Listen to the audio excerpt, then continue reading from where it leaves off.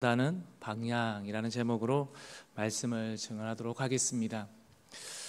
오늘 본문에서 이스라엘의 거룩하신 이이신 여호와라는 표현은 하나님께서 이스라엘만의 신이라는 의미가 아니라 택함 받은 당신의 백성들을 향한 하나님의 특별한 자비와 사랑 그리고 돌보심을 나타내고 있습니다. 예수 그리스도를 통해 구원받은 모든 성도는 영적으로 아브라함의 자손이 되기에 이 말씀은 오늘날 하나님의 백성이 된 우리에게도 모두 적용이 됩니다.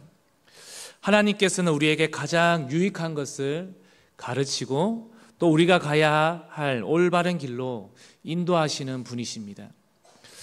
우리의 삶을 올바른 길로 인도하시는 하나님의 인도는 때로는 우리가 예상치 못한 방식일 수가 있습니다. 마치 야구 경기에서 뛰어난 투수들을 볼 때처럼 말입니다. 요즘 프로야구가 한창인데 많은 팀에 훌륭한 투수들이 있습니다. 그 중에서도 잘 모를 수는 있겠지만요, 임창규, 류현진 투수의 또 다른 활약의 뉴스가 요즘 뉴스 기사에 눈에 띄는 것을 보고 제가 말씀을 드립니다. 최근 젊은 투수들이 시속 150km가 넘는 강속구를 쉽게 던지는 시대에 두 선수는 140km의 초중반의 스피드임에도 불구하고 여전히 뛰어난 활약을 펼치며 승리를 만들어내고 있다는 것입니다. 사실 두 사람의 공통점은 원래 강속구, 즉 공의 속도가 아주 빠른 투수였습니다. 하지만 투수에게 치명적인 팔꿈치 수술 후 공의 속도가 줄자 고심 끝에 자로 잰 듯한 제구력과 타자의 허를 찌르는 두뇌 피칭으로 돌파구를 찾았다고 합니다. 임창규 투수는 공의 속도를 잃은 뒤 한참을 방황하던 중 속도보다 우선인 게 뭔지 깨닫게 됐다면서 구속이 아무리 빨라도 원하는 방향으로 공을 던질 수 없으면 결코 타자를 이길 수 없다는 야구의 기본 원리를 뒤늦게 깨우쳤다는 얘기였습니다.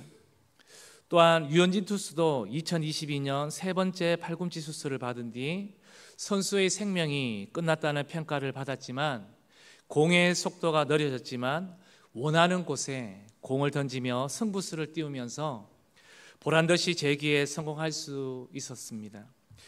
이들의 생존과 성공은 중요한 건 속도가 아니라 방향이라는 평범한 진리를 다시 한번 확인시켜 주었습니다. 우리의 삶도 마찬가지입니다. 재앙을 의미하는 디제스터라는 단어가 있습니다. 별이 방향을 잃어가 잘못된 방향으로 가는 것을 말하는 것인데요. 이 단어는요, 사라진다는 뜻의 디스와 별을 일컫는 에스터의 합성어입니다. 나침반이 나오기 전에는 항해할 때 별을 보고 방향을 잡았는데 구름이 끼거나 폭풍우가 치면 별이 사라져 방향을 잃게 되면서 재앙을 피할 수 없었다는 데서 유래된 단어이기도 합니다. 우리가 삶의 방향을 잃으면 그 자체가 재앙인 것도 같은 이치입니다. 방향이 틀리면 속도가 의미가 없고 오히려 빨리 달릴수록 목표와는 계속 멀어질 뿐이기 때문입니다. 길 잃은 항해처럼 재앙이 될 수 있는 이러한 상황은 이 또한 우리가 살아가는 믿음의 여정을 보여주는 듯합니다. 우리는 모두 성공과 행복 그리고 궁극적으로 하나님 나라라는 목표를 향해 나아가고 있습니다. 그런데 오늘날 우리는 속도에 집착하는 경향이 있습니다. 더 빨리 성공하고 더 빨리 부자가 되고 더 빨리 원하는 것을 이루려고 합니다. 세상은 우리에게 끊임없이 더 빠르게 더 효율적으로 살라고 부추기는 듯해서 여유가 없는 것 같기도 합니다. 그렇다면 이러한 세상의 속도 경쟁과 효율성망을 강조하는 분위기 속에서 특별히 5월 가정의 달을 맞아 우리 가정들을 한번 돌아보면 어떨까요? 가정을 이루고 함께 살아가지만 각자의 바쁜 삶에 치중하며 마치 따로 사는 것처럼 느껴질 때가 있습니다.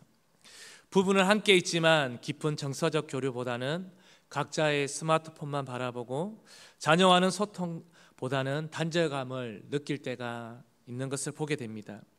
겉으로는 번듯한 가정을 꾸리고 사회적으로 성공한 것처럼 보일지라도 그 속을 들여다보면 외로움과 고립감을 느끼는 이들이 적지가 않습니다. 우리의 신앙생활은 어떻습니까? 열심히 교회에 나오고 봉사도 하며 신앙의 속도를 내는 듯해 보입니다.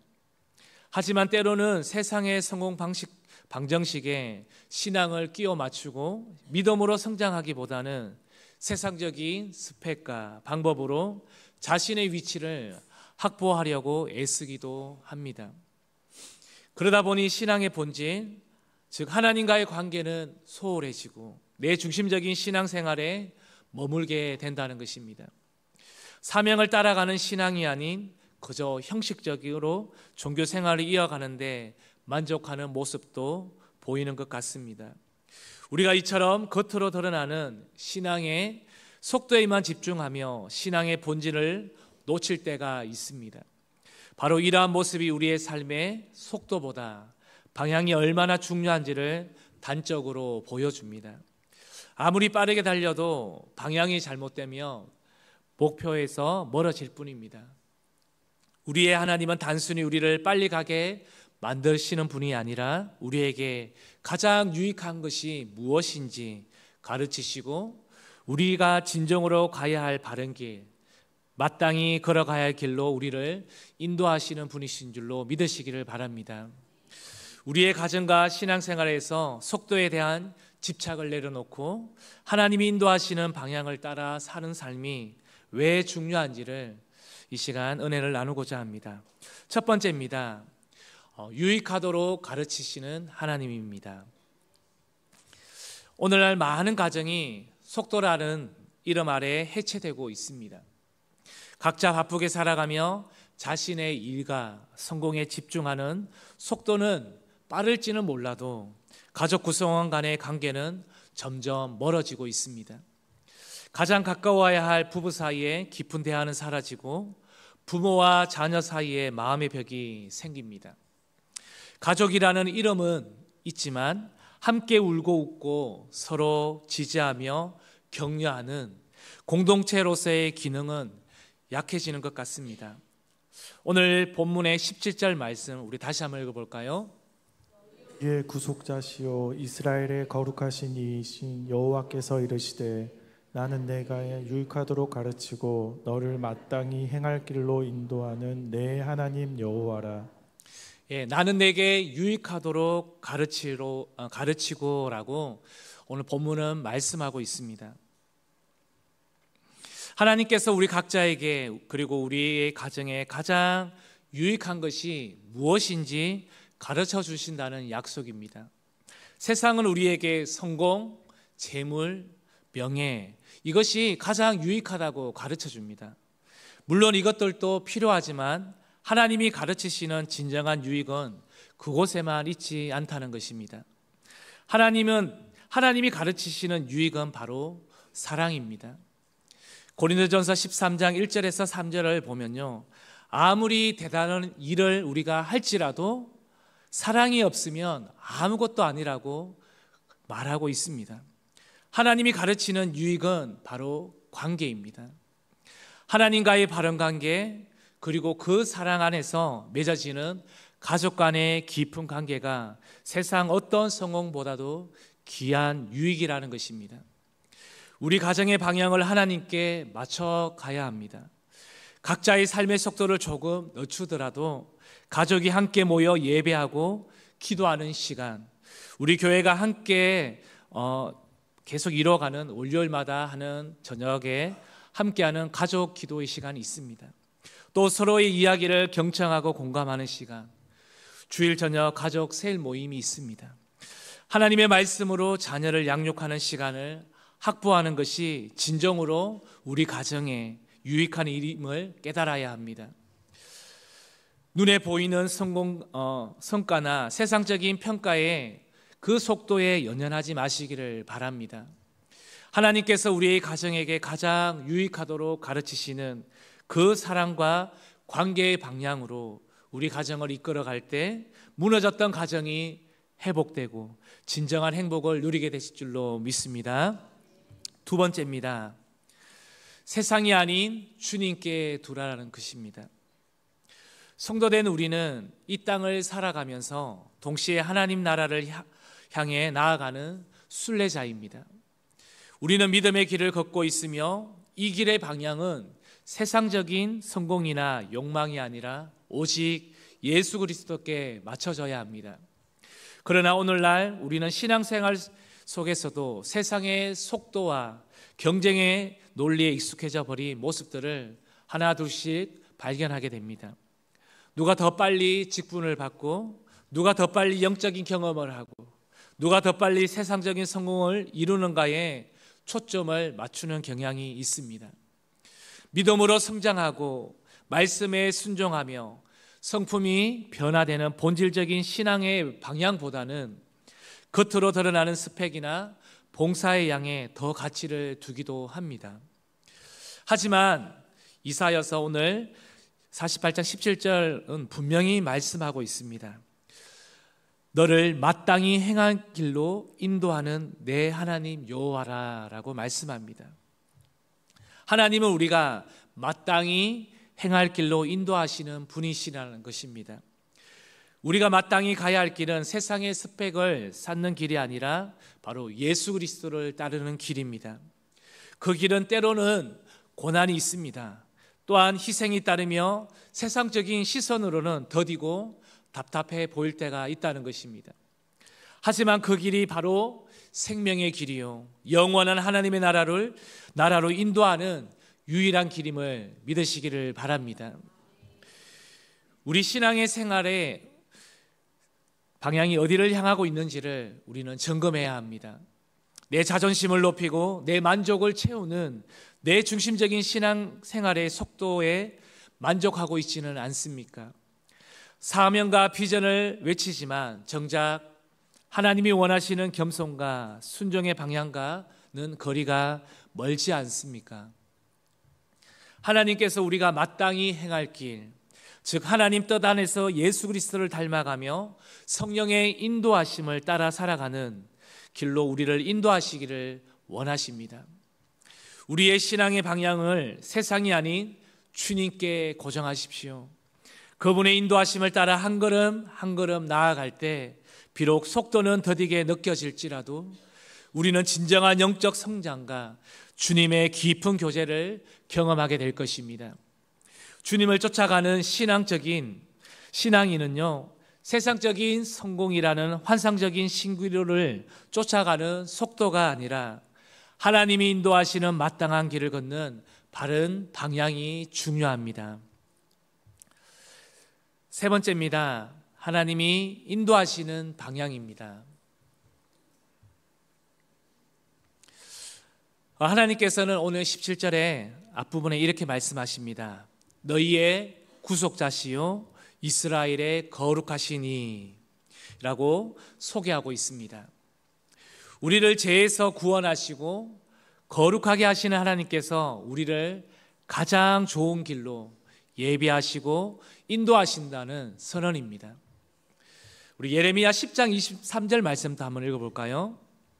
여호와여 내가 알거니와 사람의 길이 자신에게 있지 아니하니 걸음을 지도함이 걷는 자에게 있지 아니하니이다.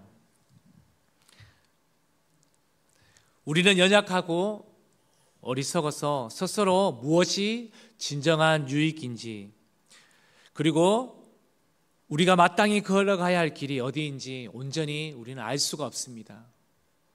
때로는 눈앞에 빠른 성공과 세상적인 쾌락에 이끌려 잘못된 길로 들어서기도 합니다. 가정 안에서 서로에게 상처를 주고 불통의 벽을 쌓기도 하지요. 신앙생활을 하면서 하나님의 뜻보다는 내 고집과 욕심을 앞세우기도 합니다. 하지만 우리 하나님은 우리의 구속자로서 우리가 죄와 어둠 속에서 헤매지 않고 참된 생명의 길로 나오도록 인도하십니다. 거룩하신 하나님은 우리가 이 땅에 유한하고 덧없는 것에 마음 뺏기지 않고 영원하고 거룩한 가치를 추구하도록 우리에게 날마다 말씀을 통해서 가르쳐 주십니다.